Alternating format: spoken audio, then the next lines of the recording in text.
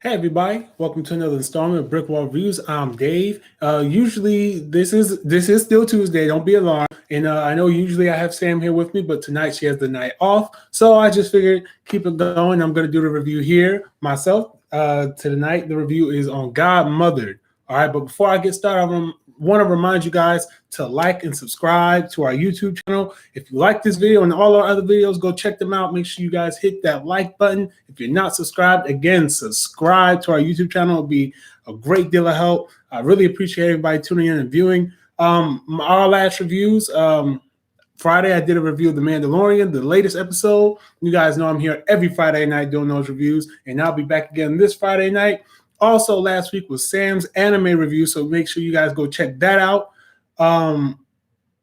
Yeah, I feel like I said all this before, but I definitely said it on Friday because I'm always churning out videos, so it's really fun, you guys. So tonight, I'm going to be reviewing the film Godmothered. If you guys are watching live, make sure you guys go ahead, interact, chat with me. I'm here by myself tonight, so I'm a little lonely, so maybe I might need a little assistance. Also, sidebar, before I really get started, as you guys see, rocking the Spider-Man shirt. We got some good news out there today. Also, my HBO Max reaction video. It is still coming, okay? Every time I start to do it, there's always something new opinions, new things coming out about it. So I'm really just trying to get my head straight to start to do it. But I'm going to do it, guys. I'm going to do it. So now that I've definitely got all the chit-chat out the way, I'm going to go ahead and start this review. The film Godmothered, released on Disney Plus last week. Last Friday. It is a film starring Jillian Bell and Isla Fisher. Jillian Bell, she's a comedic actress. She was in 2021 or 22 Jump. No, she was in 21. Or she was in 22 Jump Street. And Isla Fisher, she's been in a lot of things. I always get her confused with Amy Adams. Or is it the girl off The Office I get her confused with? So I get all three of them confused, turns out. So, yeah, this is a comedy, a fantasy comedy released on Disney Plus about an inexperienced fairy godmother in training who tries to prove that people still need fairy godmothers. This was a film when I first heard about, it was like about a week before I actually watched it. So my opinion on this wasn't like it was anything that I was just going to slide this chair out the way. It's making me sad, guys. So it wasn't really a film that I had on my radar. It wasn't really anything I paid attention to. I just saw it and said, oh, okay, cool, another Disney Plus release. Those are always things that exist. So I really didn't have a strong opinion on it. This is directed by Sharon McGuire. I'm familiar with her work, but I can't say I've seen all of it though. I didn't really do a lot of digging and research into exactly her resume. I say that like I'm hiring her. I haven't looked into her resume, but if I were to go off of this film, though, I would say she's it's good. I liked it. So the film pretty much opens up. It's in this magical place called the Motherland, which every time they say it, I think of like Africa. They're saying the Motherland. We have to go to the Motherland. We have to save the Motherland. I'm like, Africa? And I'm like, wait, no. These are white people saying this isn't Black Panther or anything like that. So it opens up in a place called the Motherland, where fairy godmothers, they live there and they are training. There's a group of fairy godmothers who are training to be the next great fairy godmother. But what they come to find out soon is that they're not actually training to be fairy godmothers. They're training to be tooth fairies because no one believes in fairy godmothers anymore. There aren't any happily ever afters anymore, if you could say that. People's wishes aren't being granted, things like that. So we have our protagonist, who is Eleanor Faye Bloomingbottom. That is her name, Eleanor Faye Bloomingbottom. She's an unskilled fairy godmother, but she's really giddy about it. She's really excited. She wants to learn how to be a fairy godmother, how to use her powers to bring that happily ever after that she's always read about in the fairy tales, because again, they live in a fairy tale-esque land. So she learns, of course, about the training of the fairies and how the motherland is going to shut down and restructure into tooth fairies and such, something among those lines. So she goes to try to find the last kid who may need a fairy godmother. She's going, she's frantically searching, and that's when she stumbles upon a Mackenzie Wash, who, when she gets the wish, she sees Mackenzie as a child. I'm talking about Eleanor sees Mackenzie as a child, but when she goes to actually help Eleanor, no, when she goes to actually help Mackenzie, she finds out that Mackenzie is now an adult played by Isa Fisher. And Mackenzie's life, she's a single mother, two kids, a TV producer, not really, she doesn't really feel good about herself. She doesn't have high self-esteem about herself. She thinks her life is miserable, and she doesn't have her happily ever after. So Eleanor is there to help her receive that. Also, her kids, because again, like I said, Mackenzie is a mother, so she has things going on with her kids. One of her daughters likes to sing, and the other one is just typical Hollywood little sister type that is ecstatic about seeing the fairies. So right off the bat, what are some things that about this movie that I would say really work? I like the way it kind of it's kind of like Enchanted. It's kind of like Enchanted, but if Enchanted was less of well, doggone it. Actually, Enchanted was more so, fairy tale creature needs to find a prince in order to save their realm. This is kind of along the lines of that. Slightly different, obviously, in the setup, but the skeletal structure of it is the same. This movie has a good amount of comedy in it. I did find myself laughing at a few things. Of course, they do the whole fish out of water story where Eleanor, she's not familiar with the human world, so to speak. So when she first arrives there, like she's trying to make a carriage out of pumpkins, ends up blowing them all up. This is partially because of her inexperience with magic, but it's partially because of that, and it's also because she has no idea about anything in this human world. She knows very, very little, and she's also on a time constraint. I believe it was 48 hours or about a week. Let me look at my notes here. Yeah.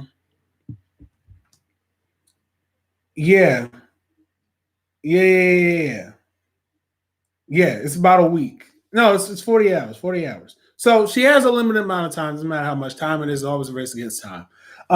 So Eleanor, she again, like I said, she tries to make things out of. She has to make chariots out of pumpkins, and she tries to figure out why women are driving cars and not the men who are supposed to be really built for that type of thing. It's kind of funny. Again, like the fish out of water story, it's always funny to see how someone's perception of things is different from our reality, and it leads to a lot of good bits. Jillian Bell definitely does play the role very, very well. I wasn't expecting me to like it as much as I did in terms of her portrayal, because again, I've seen her in a lot of adult comedies, and so seeing her kind of like this toned down kids film, I was like, okay, I can get with it. I like it.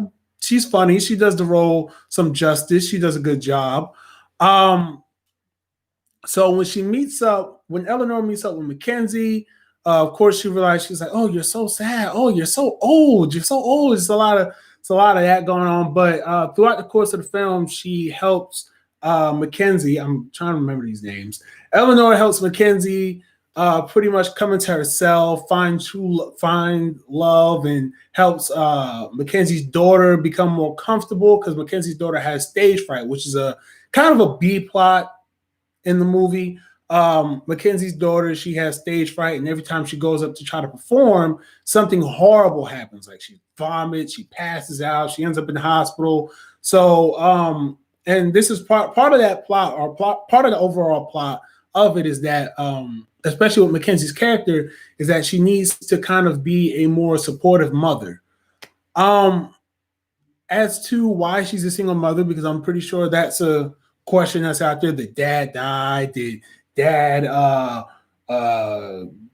go through the divorce? Which is something that they set up, but I think they kind of forgot about it and then kind of just like added in the cliche element. Because at first it was actually the fact that dad divorced. Dad joined the cult, ran off for the Pilates instructor, and just never came back. And so hearing that at first, it's like, well, dang, that's different. Usually it's dad died or something. But it was really interesting to see that. It was like, wow, not only did he divorce, but he divorced by cheating and ran off with a whole another woman, or joined the cult and then ran off with another woman. It was really funny, that little bit that they did there. It was really interesting. I thought it was something new, but then kind of like around like the midway point, kind of towards the end of the movie, they kind of dropped that and say, oh, well, dad died. And I was like, wait, but you just say he was, which one is it? So it's weird, and they kind of just don't address it, because it was one part I thought they were really going to address it when the daughter that likes to sing, when she's sitting there and she didn't go to the concert rehearsal because she got picked to be lead singer in the little choir that they were having for their Christmas, of course, right in time for the holidays, for their Christmas concert at her school. And what happened was she didn't go to the rehearsal, so she's sitting in the little basement and she's playing the guitar from her dad, and she seems upset and angry, and she's looking at the pictures of the dad. So I'm thinking, okay, they're really gonna go for this. Like, they're gonna go for the, he told me dad died. You didn't tell me he left.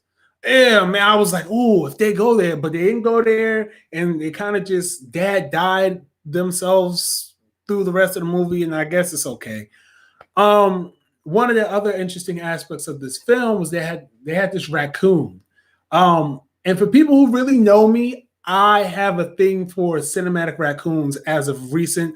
And it all started with Guardians of the Galaxy. When the marketing for that film first started, when I first learned about who the Guardians of the Galaxy was, I say, yo, a raccoon with a gun, I love it. And Rocket Raccoon has always been my favorite character in the Guardians, and has always been one of my favorite anthropomorphic creatures.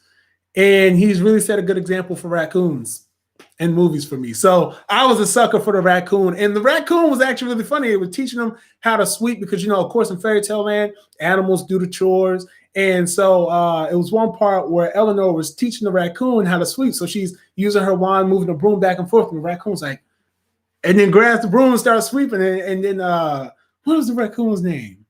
Gary. Gary was a raccoon's name, and like he caused a blackout by biting this electric wire, and it was always really funny whenever Gary was on screen. They always say Gary, and he was always doing something or not doing something.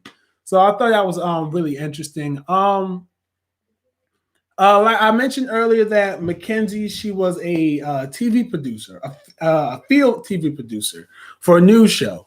And this kind of goes into another thing I thought was interesting about the film as well, is that it has a lot of interesting commentary on news. The term fake news is thrown around a lot, go figure. And also just, it goes into this really interesting thing about media manipulation.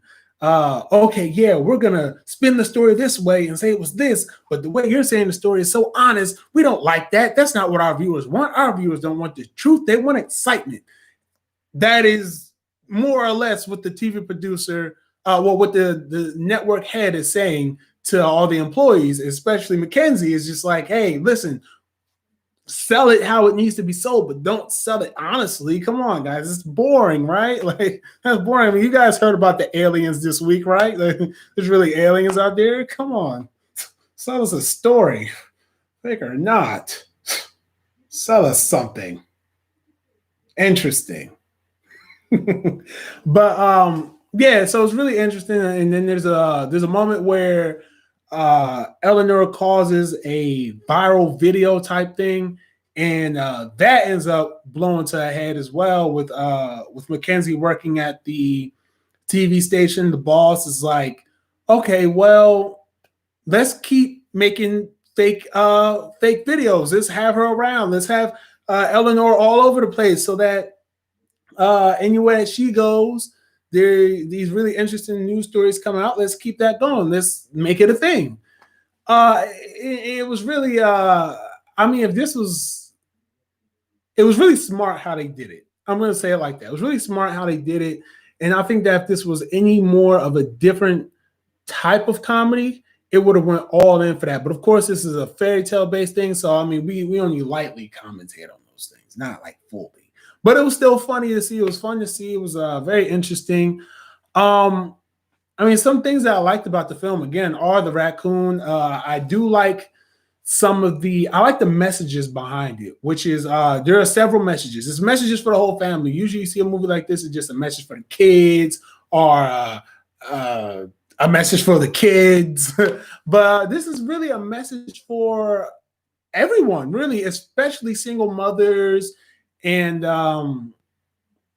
especially just single mothers. It's really, I mean, it's the only exception to being the message for everyone's a message for single mothers, which is never be afraid to take time for yourself. A reset is always needed. Time to relax is always needed. So I really thought that was a nice message to put in there. I also like the message with the girl, Mackenzie's daughter, with her stage fright, which is like, never be afraid. Don't be afraid to, put yourself out there. You can do it. Just believe in yourself. Even if you fail 1,000 times, it only takes one time for you to succeed. And you have to be able to get over your barriers and believe in yourself. And then that bounces back to being a family lesson because, hey, we should all believe in our kids and we should make sure that they believe in themselves, have faith in the things that they should do. And even if we don't fully believe in them, still let them know that we care and we can support them, but maybe not be so destructive about the support. So, I mean, it's a really great movie. Really great message. Some things that I didn't like about it, I don't know. I don't think there's like any dislike that's really worth me saying. I mean, I thought the cast was great. I thought the messages were great. This had another spin on the whole true love can be more than one thing. Or happily ever after can be more than one thing. It doesn't have to be the traditional thing, which I thought was sweet. And it's definitely something that's needed in these times, suffice to say. I don't really think I had dislikes. I'm thinking about it. I got the chance to watch this movie twice. And I really can't think of anything I disliked. There was a lot of good jokes. This is going right back to my likes. There's a lot of good jokes in there. It's definitely a good watch for the family. It's definitely a nice thing to have on around the holidays too. The runtime is 1 hour and 53 minutes, so it's not long at all. It's a PG rating. Great to watch with the kids. That's what I didn't like. I didn't like the dad story. I feel like if you were going to go one way with it, go that way with it. But don't double back and then say, oh, he died. He didn't run off with a cult. Oh, and then the Pilates instructors didn't go off with a Pilates instructor either. I was more interested about the cult, though. Like, did he join a cult and then run? Okay, that's not important. Anyway, so it has a 61% on Rotten Tomatoes.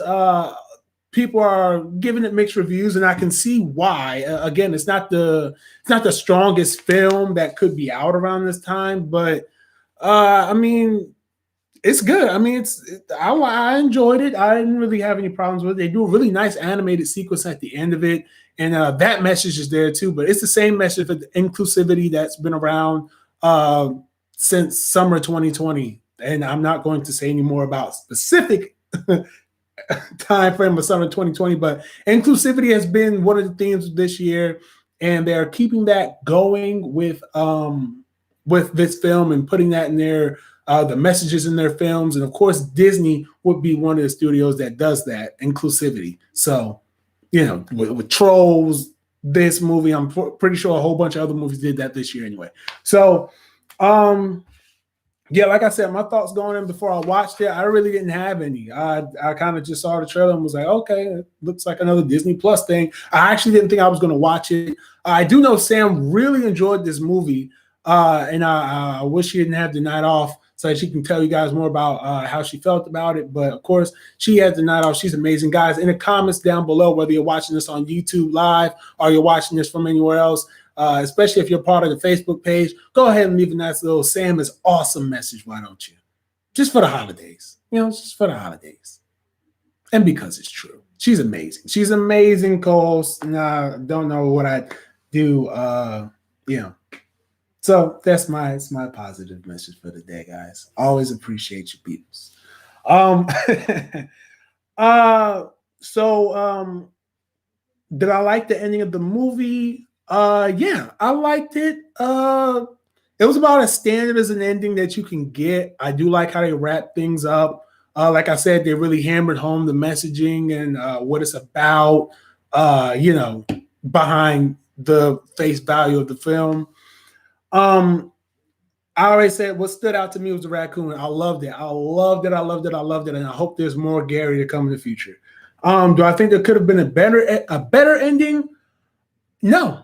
Again, I mean, it's a standard film like this, and to say, "Oh, let's get a better ending." We got what we got, and that's not a bad thing. I like how it wrapped up. Does it deserve a sequel? I know that they have expressed interest. The two main stars, Issa Fisher and Jillian Bell. I was about to say Jillian Jacobs. That's a completely different actor. Jillian Bell, they both expressed interest in a sequel. And Jillian Bell has actually pitched an idea for a sequel where the two daughters of Mackenzie become fairy godmothers in training. I would be interested in seeing that idea. I think that would be a really, a very cliched idea, mind you, but I think it would still be a feasible idea if they were to go the route of a sequel. I wouldn't mind watching it. I just don't think it will be as strong as this one. And the question that we ask here a lot is, in the age of streaming, in the age of theaters being shut down and such and such, do I think it would have been better on streaming? Well, that question is actually negated by me because this was actually a movie that was created for streaming.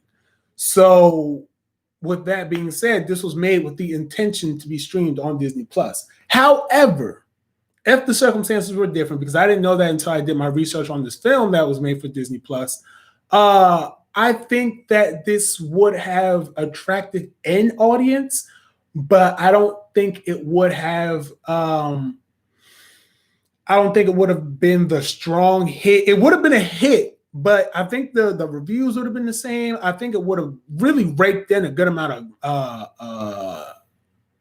I'm forgetting the word.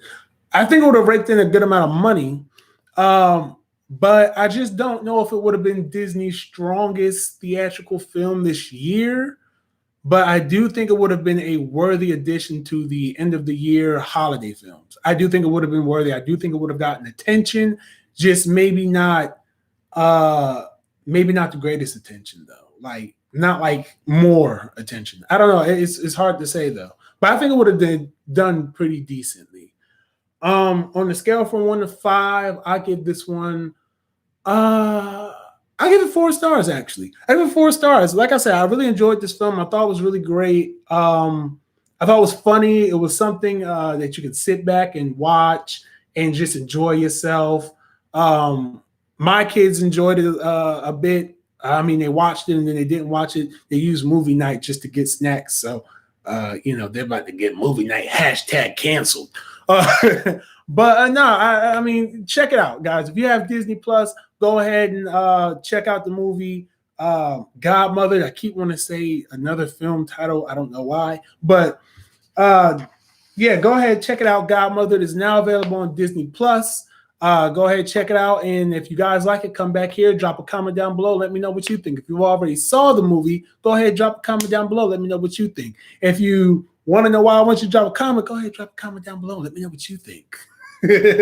All right, but that is it for tonight, guys. Thank you all for tuning in.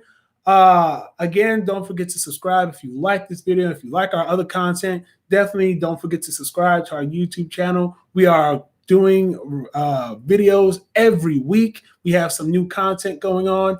My HBO Max video is coming soon, guys. I know I've been asking about where I should put it at and things as such, but I'm thinking it's coming soon. I got my thoughts composed about it. I mean, this isn't the last that we've heard of people complaining about it, but I have my thoughts together about what I say about it. So that video is coming real soon. Keep a lookout for it. Also, I might be talking about this Spider-Man news because I have a theory myself. But all that said, next Tuesday, Sam will be back for an anime review. This Friday, I'll be back for my Mandalorian review. Really excited to see where things are going now. Definitely go make sure you guys check out my last Mandalorian video that I did, my last review. And until next time, guys, remember to stay safe. Have a happy holidays. This month is December, so we might get a Christmas theme going. It's already December 8th, but it's never too late. Never too late. Guys, remember to stay safe. Wear your mask. If you don't have to travel, don't travel. And above all, be kind to each other. Be kind to each other this holiday season. So that's it for me. Peace out. Subscribe and hit that like button. Booyah. I'm out.